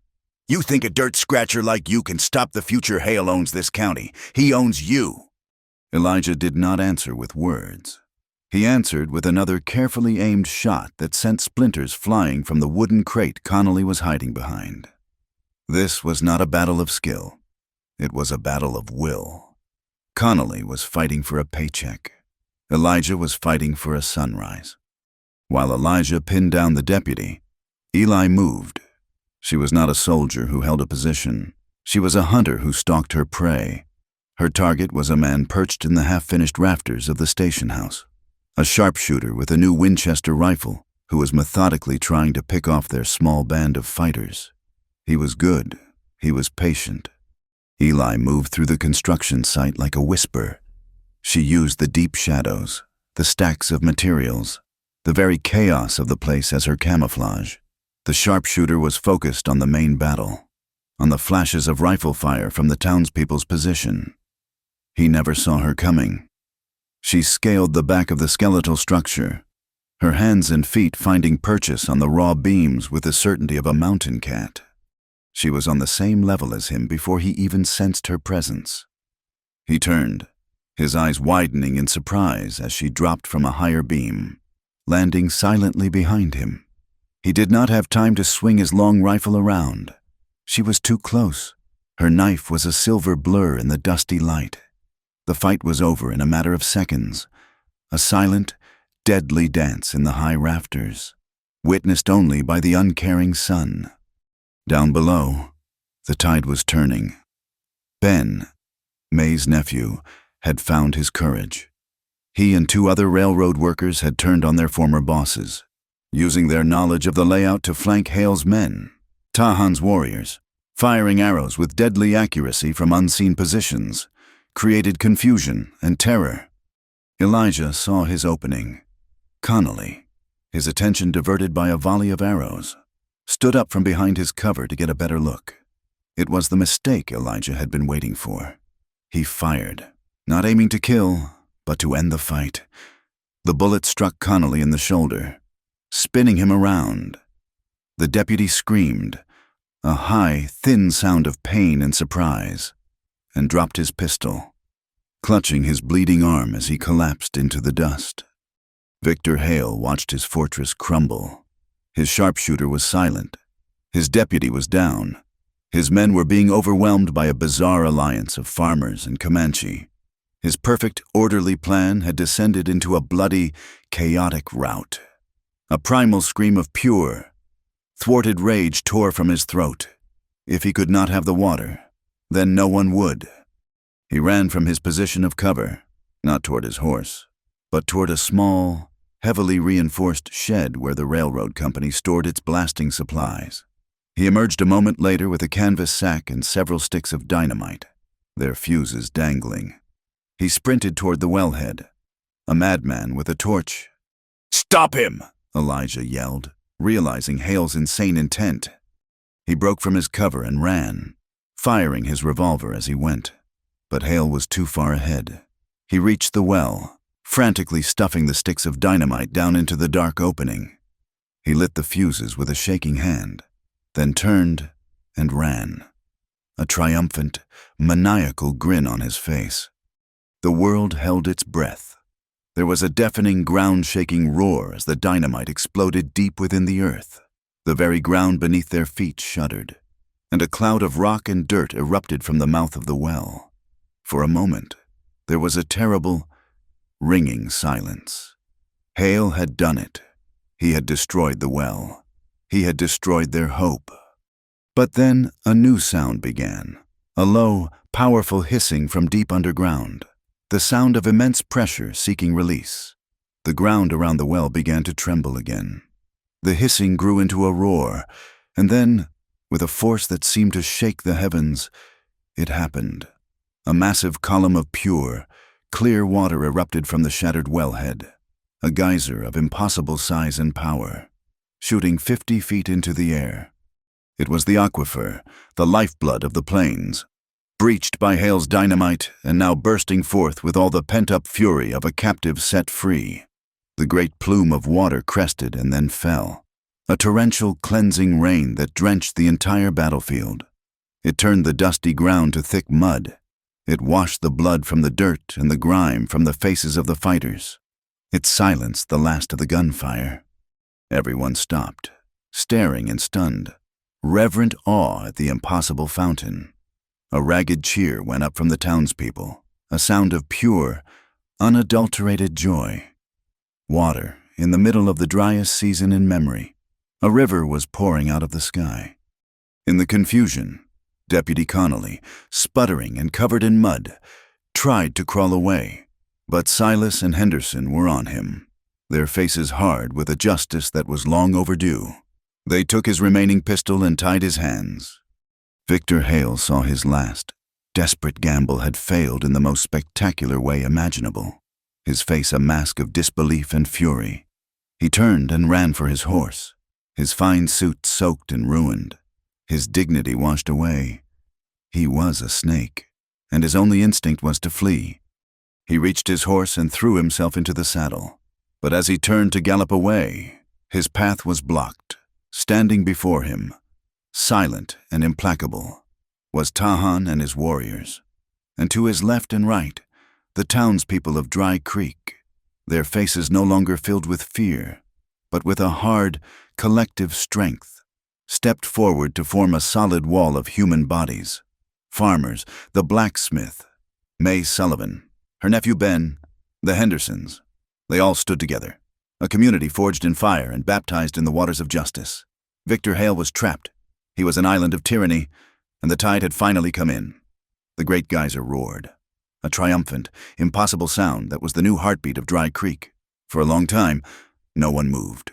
They simply stood, soaked to the bone, their faces turned up to the miraculous rain, as the pent-up life of the plains poured itself out over the parched land. The battle was over, its fury washed away in a torrent of cold, clean water. Victor Hale sat on his horse, a man turned to stone, surrounded by the very people he had sought to dominate. The ring of bodies was silent, a wall of quiet judgment more powerful than any stockade. It was not Tahan's warriors who disarmed him, nor was it the townspeople. It was Elijah. He walked forward, his revolver held loosely at his side, and simply held out his hand. Hale, his eyes vacant, his fine suit a sodden, muddy ruin, handed over his pistol without a word. The king had been deposed, not by a bullet, but by the quiet, unshakable will of the community he had underestimated. The aftermath was not a celebration, but a slow, weary process of taking stock. The geyser, a symbol of their victory, was also a problem. It was turning the land into a swamp, a different kind of ruin. The first act of the new, unified Dry Creek was to tame its own miracle, under Tahan's direction. Using knowledge passed down through generations, a team of Comanche and white farmers worked together, using rock and timber to divert and partially cap the flow, reducing the wild torrent to a powerful, steady stream that fed a newly born creek. In the days that followed, the law, which had been Hale's weapon, returned to the county, but this time it served justice. A pair of U.S. Marshals arrived, drawn by reports of the railroad's violent expansion. They took a defeated, silent Victor Hale away in chains, his future to be decided in a federal court far from the land he had tried to break. Deputy Connolly, facing a jail cell in the cold fury of the town he had betrayed, confessed everything. He detailed the entire conspiracy, from the forged map to the planned arson, hoping for a leniency he did not deserve. As for the hired guns who had fought for Hale, a new kind of justice was proposed. It was May Sullivan who spoke for them at an impromptu town meeting held in her now overflowing boarding house. "They are men who made a bad choice for $1, she said, her voice cutting through the arguments for retribution. "Hanging them will not unburn the storehouse or unscare our children. Let them work. Let them rebuild what they helped to tear down." And so it was agreed. The men, given the choice between a jail sentence and hard labor, chose labor, under the watchful eye of the blacksmith and the leadership of a sobered and grateful Ben. They began the long, arduous task of rebuilding the grain storehouse, their sweat and toil a daily penance paid to the community they had wronged. The true work of healing, however, took place around a large table in May's common room. An official town council was convened, but this time it looked different. The nervous, pliable Mayor Abernathy was still there, but he was now just one voice among many. A new, permanent water committee was formed. Elijah was its first and unanimous choice. May Sullivan was the second, her voice representing the town's practical, no-nonsense conscience. Silas, the farmer who had spoken out first, was the third, ensuring the small landowners would never be voiceless again.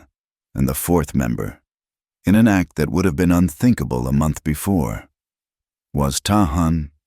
He did not sit at the table at first, but stood by the window, a silent, powerful presence. It was Elijah who insisted. "This water was yours long before it was ours." He said, "We cannot speak of its future without your voice." With Eli acting as translator, a bridge of words between two worlds, they forged an agreement. It was an arrangement born not of law books, but of wisdom and necessity. The great stream would be shared. During the driest parts of the summer and autumn, the hunting seasons, a significant portion of the water would be diverted west, allowed to flow into the traditional Comanche lands, reviving the grasses and bringing back the game. For the rest of the year, it would belong to the town, to be used for irrigation, for livestock, and for the people. A law had been written on the land, not by a government, but by the people who lived on it. The Transcontinental Rail Company, faced with a federal investigation and the loss of their ruthless contractor, sent a new man, a quiet, serious engineer who was more interested in logistics than in conquest. He saw the new reality of Dry Creek and quietly redrew his maps. The railroad would still come, but it would now curve south, leaving Elijah's land and the sacred wellspring untouched. With the new survey, the land around the proposed station suddenly became valuable again. Elijah, looking at the influx of new people and new opportunities, made a decision. He sold a 10-acre parcel to the railroad, the very piece of land Hale had tried to take by force. The price was fair, and the money, more than he had ever seen in his life, felt like a strange, heavy thing in his hands. He did not use it to leave. He used it to rebuild. He hired some of the atoning railroad workers to help him. They tore down the old, lonely sod house, and in its place, they built a proper home, a small but sturdy cabin of fresh sawn lumber, with 2 rooms and a wide porch that faced the sunrise. And beside it, he built something else. He ran a pipe from the main flow of the new creek to a series of long, stone troughs. He built a large, sturdy corral and a hitching post. He hung a simple, hand-painted sign that read, "Boone's Watering Station. Travelers welcome." He had taken his private treasure, the source of so much conflict, and turned it into a public good, an offering to any thirsty soul, man or beast, who passed that way. Through it all, Eli was his shadow, his partner, his counsel. She had become a fixture in the life of the town. Though she never truly became a part of it, she did not have to. She was something new, something more vital. She was the official liaison, a title given to her by the Water Committee. She moved between the Comanche camp and the town of Dry Creek, carrying messages, translating needs, and sharing knowledge. She taught the farmers how to read the signs of the land, how to understand the rhythms of the seasons in a way their almanacs never could. And she brought the wisdom of the elders to the town council, helping them see that progress was not about straight lines and steel rails, but about living in balance with the world as it was. One afternoon, as the new house neared completion, Elijah stood with her on the porch, watching the sun begin its slow descent. The land was changing. Where there had been only brown and yellow, there were now stubborn patches of green along the banks of the new creek. The air was cleaner, the future less terrifying. He looked at the woman beside him, at the quiet strength in her profile, and he felt a sense of peace that he had thought was lost to him forever. The wounds of the past were still there, but they were healing, turning into scars that told a story not just of loss, but of survival and of a love he had never expected to find. The community was healing around them, a fragile, patchwork thing made of forgiveness and shared hope. The law had been restored, but it was a new law, a law written in the common language of respect, a law for the new life that was just beginning to take root on the grasslands. The drought broke in the winter, not with a single dramatic storm, but with a series of long, gentle rains that soaked deep into the thirsty earth. When the spring came, it was a season of breathtaking rebirth. The land, which had been a study in brown and brittle yellow, now wore a vibrant, impossible green. Wildflowers, whose seeds had lain dormant for years, erupted in a riot of color across the plains. The new creek, the gift of the geyser, ran full and clear, its banks lined with the tender green shoots of young cottonwood trees. The air itself felt different, washed clean and full of the sweet, earthy smell of life. On a morning in early May, when the sun was a gentle warmth on the skin and the sky was a flawless, cloudless blue, a small group of people gathered by the tamed wellspring. It was not a formal occasion. There were no invitations sent, no official pronouncements made.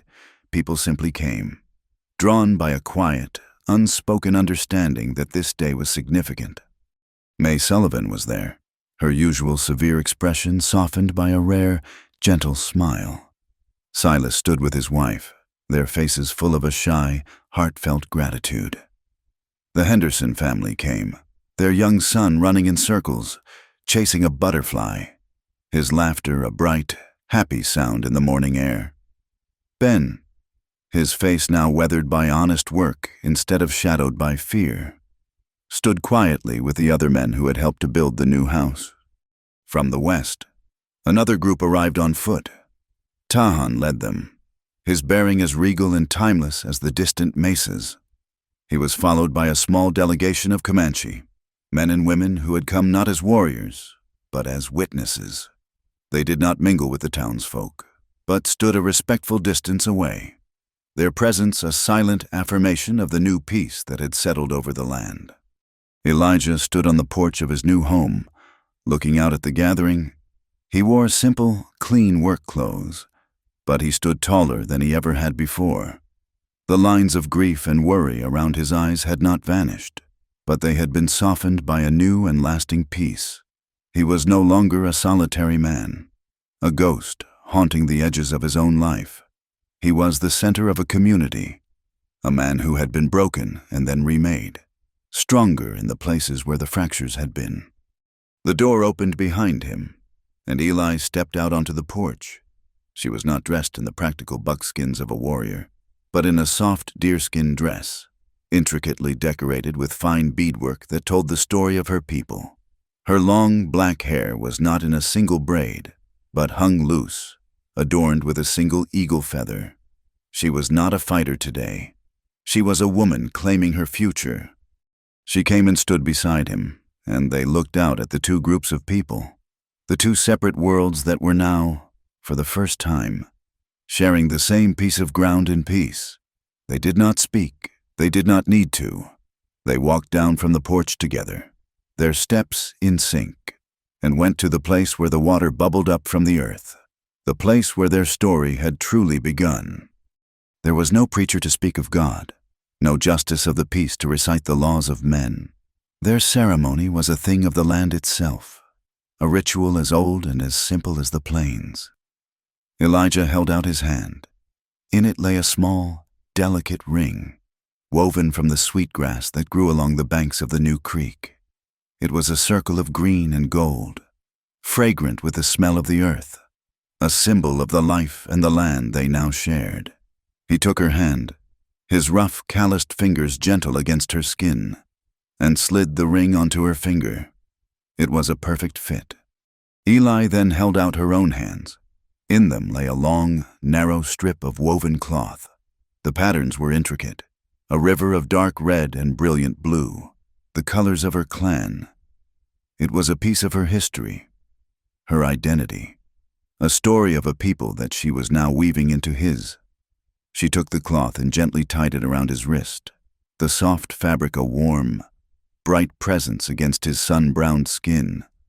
There were no formal vows, no promises of forever spoken into the open air. Their commitment was a silent thing, a truth that was understood by everyone who watched. Tahan stepped forward and spoke a few words in his own tongue, his deep voice a blessing carried on the morning breeze. May Sullivan wiped a tear from the corner of her eye with the back of her hand, a gesture of profound emotion that she tried to hide with a gruff sniff. The Henderson boy, having abandoned his butterfly, came and shyly offered Eli a fistful of bright yellow wildflowers. After a while, the two groups began to mingle, tentatively at first, then with a growing ease. Silas's wife offered a piece of her honey cake to one of the Comanche women, who in turn showed her the intricate pattern on her bracelet. Ben and a young Comanche man, who had likely faced each other with weapons only a season before, found themselves examining the clever design of the new watering troughs, speaking a common language of wood and stone and flowing water. The wall of fear and hatred, which had seemed so solid and insurmountable, was being dismantled, one small, human connection at a time. In the midst of the quiet celebration, Elijah and Eli found a moment to themselves. They walked to the edge of the creek, away from the others, and stood looking at the clear water as it chuckled and sang its way across the plains. The land was still harsh. The winters would still be cold, the summers still hot. Life here would always be a struggle, but it would no longer be a lonely one. Eli knelt down and dipped her hand into the stream, the cool water a silken caress. She looked up at him, her dark eyes full of the light of the morning sun, full of the memory of a desperate night, and full of the promise of all the dawns to come. "Don't stop till sunrise," she whispered, the words no longer a plea, but a joyful affirmation. A slow smile spread across Elijah's face, a smile of pure, unblemished happiness. He reached down and took her hand, pulling her to her feet. The water dripped from their joined fingers, a baptism in the new life they had made together. "I won't stop," he vowed, his voice low and certain. It was then that they heard it, a new sound joining the murmur of the crowd and the song of the creek. It was the rhythmic clatter of wagon wheels and the weary plod of horses. On the horizon, a small prairie schooner was approaching, the first travelers to seek out their new station. Elijah and Eli turned, their hands still clasped together. They looked at each other, a shared, unspoken understanding passing between them. Their past was settled, their future was arriving. Together, they walked toward the wagon to welcome the strangers, their faces turned toward the vast, open promise of the West, a new homestead of kindness on the wild frontier. Thank you for listening to our story. Please let us know in the comments where you are listening from so we can all connect, and be sure to subscribe to our channel Wild West Tales, like this video, and press the hype button to help us share it with more people.